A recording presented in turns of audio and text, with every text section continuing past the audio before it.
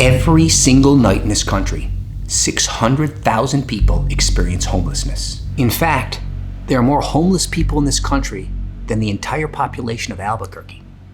And sadly, almost a fifth of them are children. Many seek refuge in shelters, or they set up tents by the freeway. The tents are getting bigger, larger, or on the side of the road. Others just sleep on the street. And the problem is only getting worse as the pandemic has exacerbated an already critical situation, pushing people out of their jobs and ripping away their ability to pay the bills.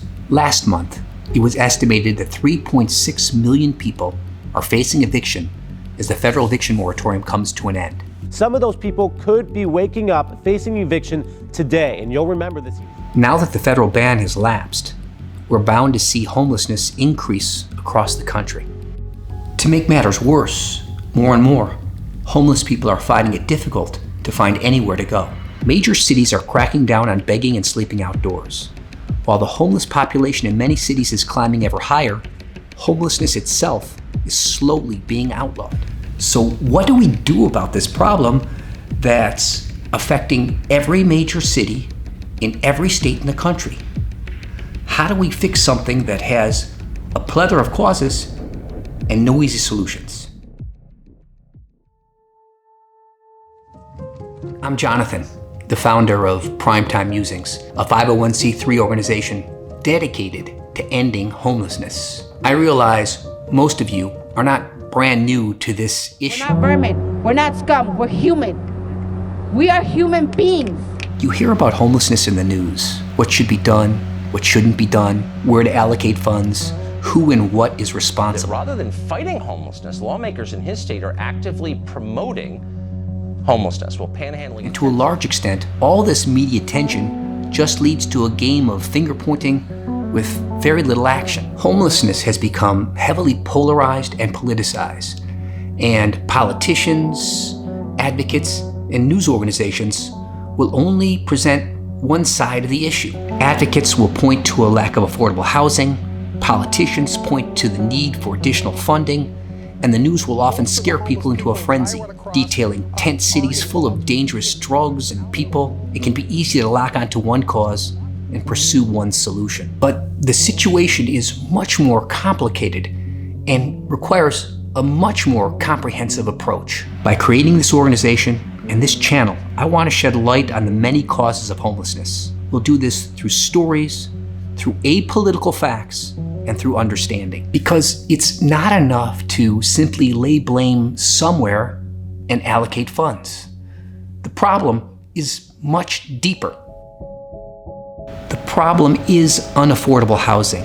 It's drug addiction, it's mental health, it's low income, and many other causes. Through this channel, I want to give a voice to the organizations helping the homeless, as well as the people themselves. But the truth is, homelessness is more than just an issue.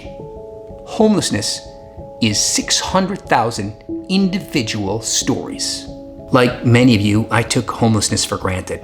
I accepted it as a part of my daily life and drove past it every day and never really gave a second thought to why is this happening?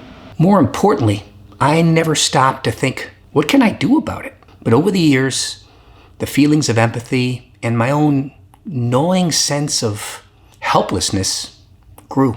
For 30 years, I worked for a company that soared to extremely successful financial heights. I was lucky enough to be along for the ride. But when I stepped off the profit-churning treadmill, I was struck with a memory. It was New Year's Eve in 1989, my wedding night. I was dressed and ready to walk down the aisle, but I had some time to kill. I took a walk through the city and saw a family begging for food. I crossed the street to McDonald's and bought 4 meals. I returned with the food, which they were happy to receive, and I was happy to give. I felt good that I had helped, and for a brief moment, I muted the small voice inside me telling me I needed to do more. After 30 years working for a company that put profits above all else, that small voice was getting louder, and this memory, which I had always held up as a proud moment, suddenly felt grossly insufficient. So I committed myself to helping organizations doing the tough work on the ground, and I established my own organization that would work in tandem with them to do the same. The Primetime Musings YouTube channel is a way for me to combine my newfound love for videography and editing with my passion for helping to end this fight. By creating and telling visual stories of the people experiencing homelessness, my hope is to bring to light the many causes of this problem. These include drug addiction, mental health, lack of affordable housing, low wages and poverty, to name a few. It's only by gaining a comprehensive look at all the causes that we can begin to build a comprehensive solution. In this channel, you'll find stories like that of Dino Negron, who experienced homelessness on and off throughout his life. Dino lost his father at a young age, and when he was a teenager, he moved from Puerto Rico to Los Angeles and experienced a horrific attack, which left him in pain both physically and emotionally. In order to cope, he began to use heroin. This started Dino down a bad path that led to prison, but that also led to an organization called The Well in the Desert, a poverty advocacy group in Palm Springs with services meant to help those experiencing poverty and homelessness. We'll speak with people like Eric Entrican, who time and time again has faced brutal assaults while living on the street. Eric struggles with his own mental health, which has made his already tumultuous existence even more difficult. Eric is an extremely talented performance artist, but he doesn't have the opportunity to pursue his art because there is no access to a safe place for him to sleep at night, and there is no access to proper medical services. In telling these stories, I aim to present both the human and societal causes of homelessness. But more than that, I want these stories to show that there is hope. There are things we can all do to change people's lives for the better and start making steps toward improving a grave situation. In order to do that, we need to understand. After watching my channel, my goal is to get people to pay attention to those they drive by on the street. My goal is for people to look to organizations in their community and get involved. My goal is to grow and push this message until change is inevitable. Eric and Dino found help through organizations and communities that were there for them when they had no lifelines left. Primetime Musings will be a community of like-minded individuals who want to get involved and provide lifelines for people like them.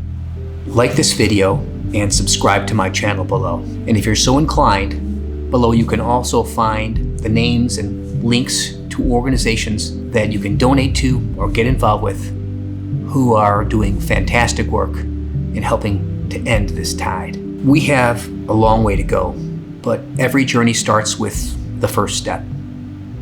I hope you'll take that first step with me.